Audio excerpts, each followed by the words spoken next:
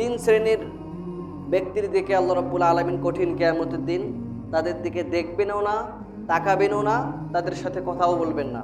আল্লাহ রাসূল সাল্লাল্লাহু আলাইহি সাল্লাম বলেছেন, সালাসাতুন লা ইউকাল্লিমুহুমুল্লাহু ইয়াওমাল কিয়ামাহ ওয়া লা ইয়ানজুরু ইলাইহিম ওয়া লা ইউযাক্কিহিম ওয়া লাহুম আযাবুন আলীম। তিন শ্রেণীর ব্যক্তি আছে যাদের সাথে আল্লাহ রাব্বুল আলামিন কঠিন কিয়ামতের দিন কথাও বলবেন না, তাকাবেনও না। তখন সাহাবায়ে কিরামগণ আল্লাহ রাসূল সাল্লাল্লাহু আলাইহি সাল্লামকে বললেন, মান হুম ইয়া রাসূলুল্লাহ, হে রাসূল, এরা কোন সেই তিন শ্রেণীর ব্যক্তি? তাদের মধ্যে কি আমরাও আছি? আমরাও কি সেই তিন শ্রেণীর মধ্যে থাকতে পারি? বা আমাদের মধ্যেও কি সে খারাপ গুণগুলো থাকতে পারে? আল্লাহ রাসূল সাল্লাল্লাহু আলাইহি ওয়াসাল্লাম বলেছেন, নাম, ইয়েস, হ্যাঁ, অবশ্যই থাকতে পারে। তখন আল্লাহ রাসূল সাল্লাল্লাহু আলাইহি ওয়াসাল্লামকে বলা হলো, তাহলে আপনি বলেন কোন সেই তিন শ্রেণী? তখন আল্লাহ রাসূল সাল্লাল্লাহু আলাইহি ওয়াসাল্লাম বললেন কি, আল মুসবিলু। কি বললেন? নম্বর 1, আল মুসবিলু। মুসবিলু কে? যে ব্যক্তি টাকনুর নিচে কাপড় পরে। আমাদের পায়ের টাকনু আছে না, এই টাকনুর নিচে যে সমস্ত ব্যক্তিরা কাপড় পরে, ওই ব্যক্তিদের দিকে আল্লাহ রাব্বুল আলামিন কঠিন কিয়ামতের দিন দেখবেনও না, কথাও বলবেন না। নাউযুবিল্লাহ পড়েন। আমাদের অনেক ব্যক্তি আমরা এখানে আসি যে আজকে শুধু মসজিদে আসছি জন্য লুঙ্গি বা প্যান্ট বা পায়জামা একটু গিরার উপরে পড়ছে, এছাড়া অন্যান্য দিনে কি করি আমরা? গিরার নিচে কাপড় পরে অফিসে যাই, গিরার নিচে কাপড় পরে বাজার ঘাটে যাই, শপিং মলে যাই, বিভিন্ন জায়গায় যাই। পৃথিবীর যত কাজ আছে সব কাজ আমরা এমনভাবে করি যখন আমাদের গিরার নিচে কাপড় থাকে। গিরার নিচের কাপড় থাকাটা হচ্ছে কি জানেন? অহংকারের প্রতীক। কিসের প্রতীক?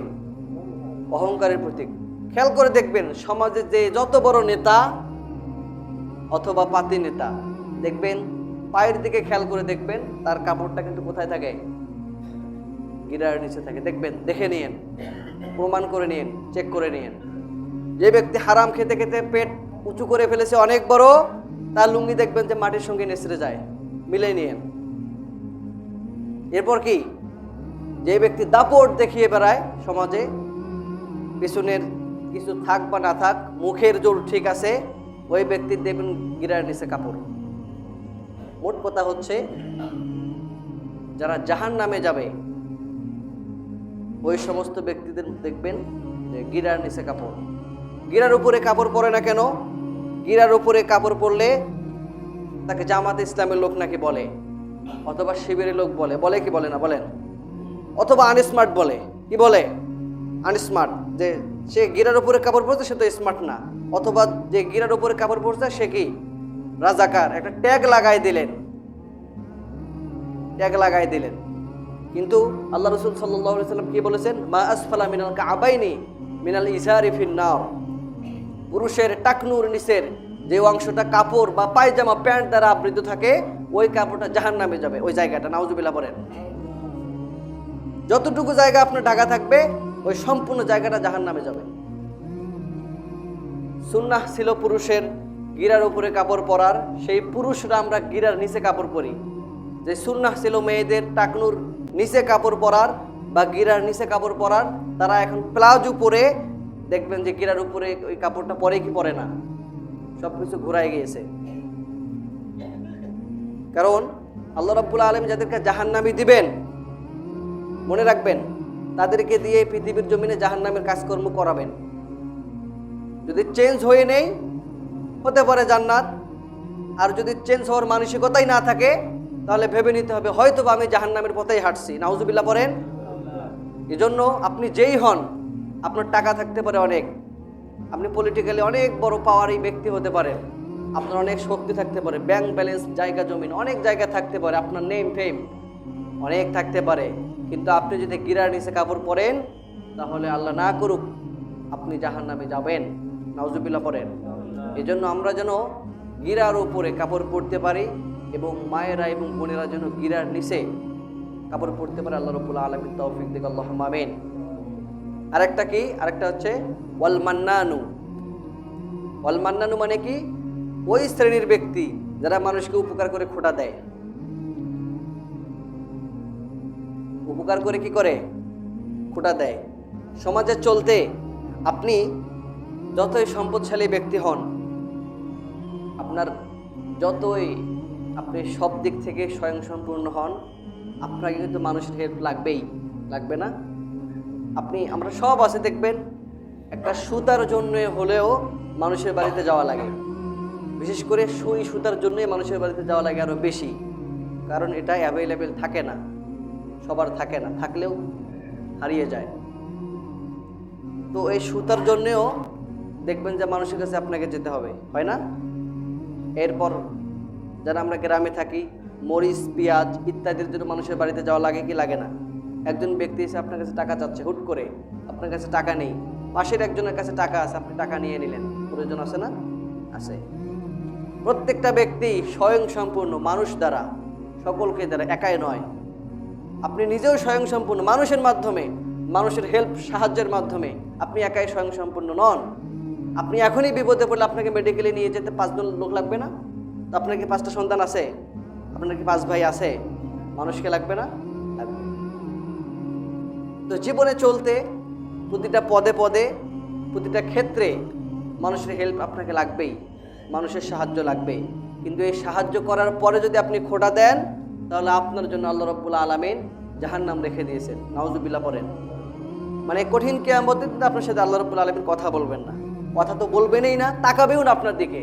আপনি আপনার মতো দাঁড়িয়ে থাকবেন সেখানে, কান্না করতে থাকবেন উলঙ্গ অবস্থায়। কোনোদিন ওখানে কাউকে পাবেন না আপনার সাহায্য করার জন্য। ওই দিন আল্লাহ আপনার দিকে তাকাবেনও না, যদি আপনি এই দুনিয়ার জমিনে মানুষকে সাহায্য করার পরে খোঁটা দেন।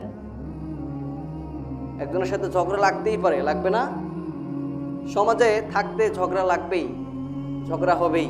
আর ঝগড়া হয় জন্য তো ভালোবাসার এত মহব্বত, ঠিক কিনা বলেন? দুঃখ হয় জন্য সুখের এত আনন্দ, এবং সুখ আছে জন্য কষ্টের এত ডিপলি আমরা চিন্তা ভাবনা করি। কষ্ট এমন জিনিস, এজন্য সুখের জন্য। তো you have to accept this things. এগুলো আপনাকে মেনে নিতে হবে দুনিয়ার জমিনে থাকতে। কিন্তু আপনি একজনের সাথে ঝগড়া লাগলেই বলতে পারবেন না যে ওই দিন বিপদে পড়ে তো আমার থেকে তো 500 টাকা নিয়েছিলি, এখন আবার মুখে বড় বড় কথা বলতেছি। এমন কথা বলে কি বলি না?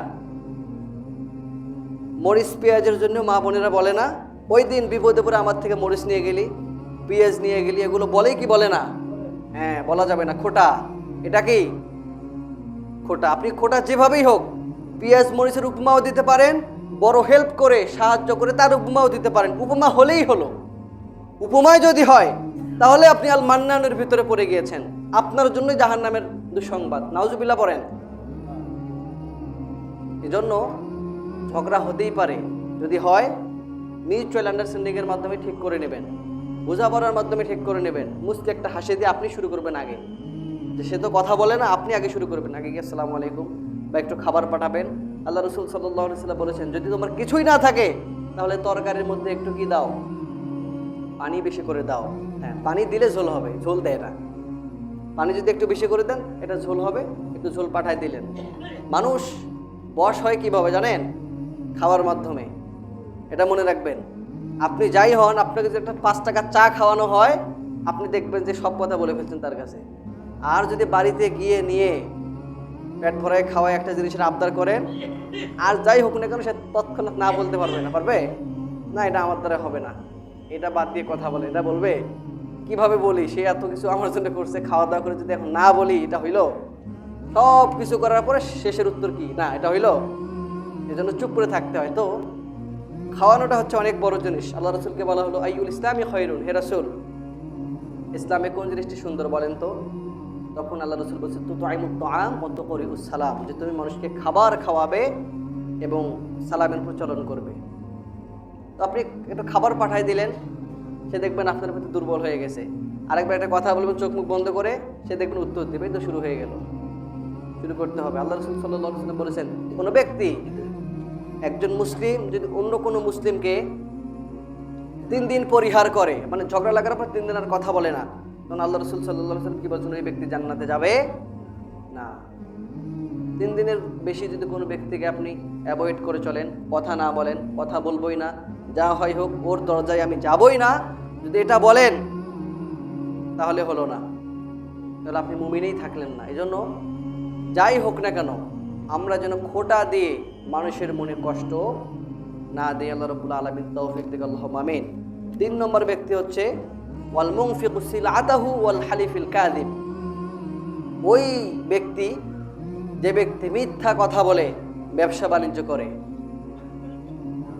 মিথ্যা কথা, কলা নিয়ে গেছেন বাজারে, যেই কলার সাইডটা একটু কালো হয়ে গেছে এটা নিচ করে রাখলেন, এটা ধোকা দিয়ে দিলেন আপনি, আর বললেন যে কলাগুলো ভালো, মিথ্যা কথা বললেন। এরপর আমরা আপেল খাই না, আপেলে স্টিকার মারা থাকে না? স্টিকার কোথায় মারা থাকে জানেন? যেখানে পচা জায়গা সেখানে স্টিকারটা মারা থাকে সুন্দরভাবে, যেন আপনি না বুঝেন, আর দিয়ে বললেন কি এটা ভালো আপেল। মিথ্যা। বাজারে দোকানে যাবেন কাপড় কিনতে, যে ভাই এই শার্টটা তো টাইট হয়, গেঞ্জি তো টাইট হয়, বললো যে ধুয়ে দিলে ঠিক হয়ে যাবে। টাইট হয়, ধুয়ে দিলে ঢিল হয়ে যাবে। যদি ঢিলা জিনিস কেনেন, যদি বলেন যে ভাই এটা একটু বড় বড় হয়, বললো যে ধুয়ে দেবেন ঠিক হয়ে যাবে। মানে কি, ওনাকে তো বিক্রি করতে হবে নাকি?